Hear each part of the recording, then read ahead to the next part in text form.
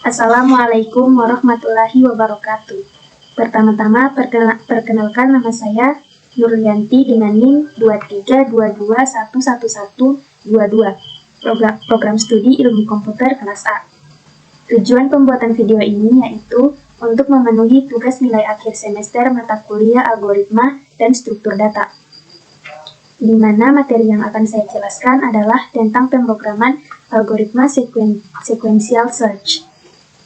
Adapun poin-poin yang akan saya jelaskan, yang pertama, pengertian algoritma sequential search. Kemudian bagaimana cara kerja algoritma ini melalui langkah-langkah yang jelas dan terstruktur, serta pengimplementasiannya dalam sebuah kode pemrograman dengan bahasa C++. Oke, langsung saja. Yang pertama, sebaiknya perlu kita ketahui dulu apakah yang dimaksud dengan algoritma sequential search.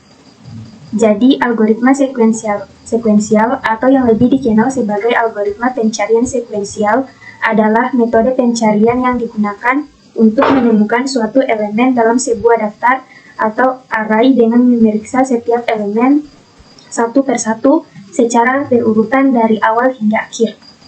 Yang kedua, bagaimana cara kerja algoritma sekuensial ini?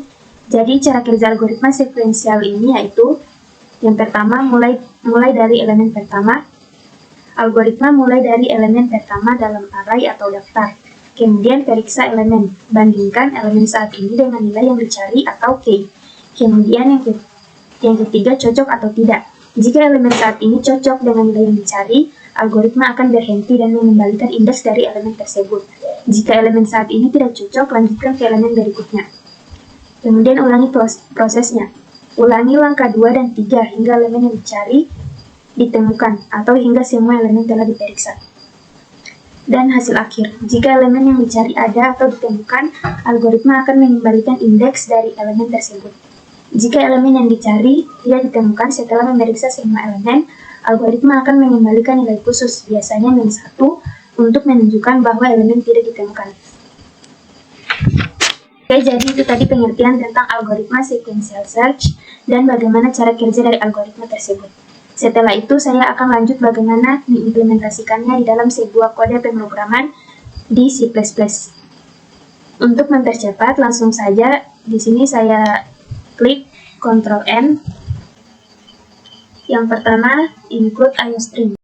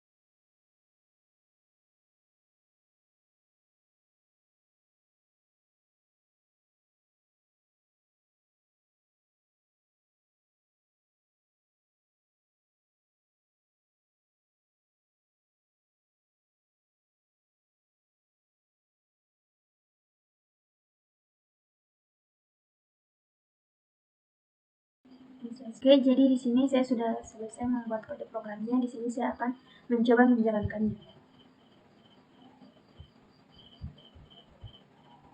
Nah, sebelum itu di sini kita simpan dulu filenya. Di sini saya kasih nama sequential search. Sequential search. Oke, kemudian save.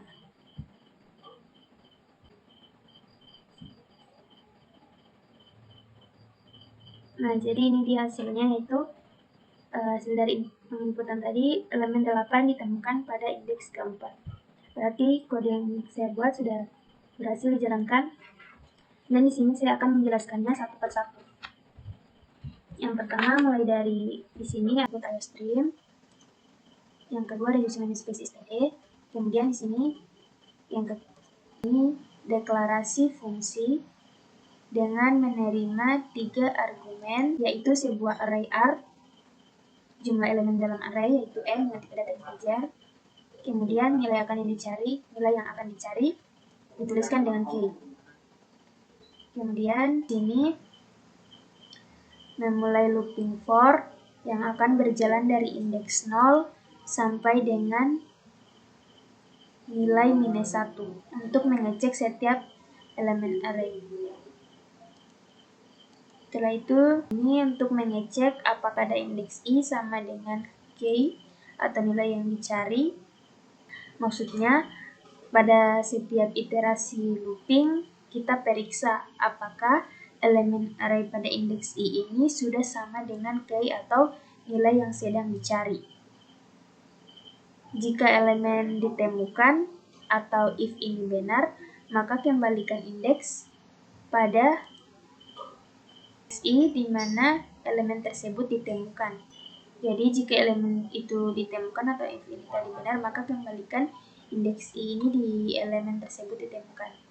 Dan jika kondisi if ini tidak sesuai, maka dia akan mengembalikan -1 jika k yang kita cari tidak ditemukan atau tidak sesuai.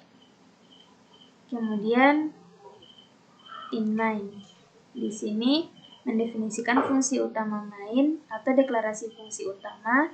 Main tempat eksekusi program akan dimulai. Kemudian di sini ada array dengan tipe data integer. Misalnya di sini saya masukkan angka 10, 5, 7, 3, 8, dan 12. Kemudian di sini nilai dengan tipe data integer menghitung jumlah elemen dalam array dengan membagi ukuran total array dengan ukuran satu elemen array di mana dimulai dari 0. Kemudian in k, di sini misalnya nilai yang dicari dengan tipe data integer, misalnya saya masukkan nilai 8. Kemudian di fungsi sequential search, di sini ada int result, mengecek sequential search untuk mencari key dalam array, kemudian menyimpan hasilnya dalam variabel result. Jadi hasilnya disimpan dalam variabel result ini. Kemudian mengecek result tidak sama dengan -1, berarti key-nya sudah ditemukan. Jadi kan -1 ini berarti kalau tidak sama berarti key-nya sudah ditemukan. Kalau sudah ditemukan berarti di sini akan mencetak cout elemen key atau nilai yang dicari ditemukan pada indeks keberapa, kemudian disimpan pada variabel result. Dan jika result sama dengan -1, dilakukan blok berikutnya. Karena kalau sama dengan -1, berarti key-nya atau elemen yang kita cari itu tidak ditemukan dalam array. Maka di sini akan mencetak cout elemen atau nilai yang dicari itu tidak ditemukan dalam array. Dan di sini .output.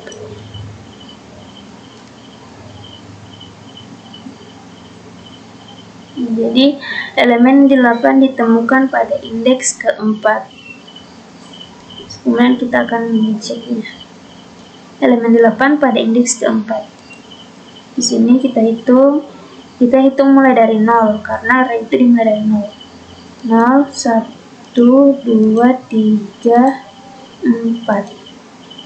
Jadi sudah betul di sini karena memang indeks 8 terdapat pada baris ke-4 di mana dimulai dari 0. Misalnya di sini saya ganti 9.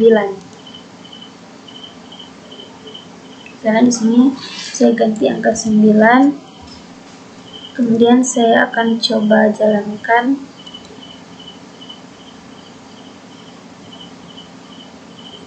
Nah, di sini otomatis hasilnya elemen 9 tidak ditemukan dalam array. Kenapa? Karena tadi dia tidak ada dalam setiap indeks yang dimasukkan. Jadi angka 9 itu tidak termasuk.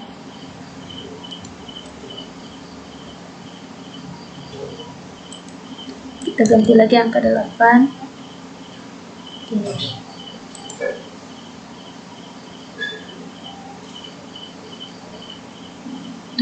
Jadi ini adalah hasilnya. Oke, mungkin itu saja penjelasan dari saya tentang pemrograman sequential search. Semoga apa yang saya jelaskan dipahami, lebih dan kurangnya mohon dimaafkan. Saya tutup dengan Assalamualaikum warahmatullahi wabarakatuh.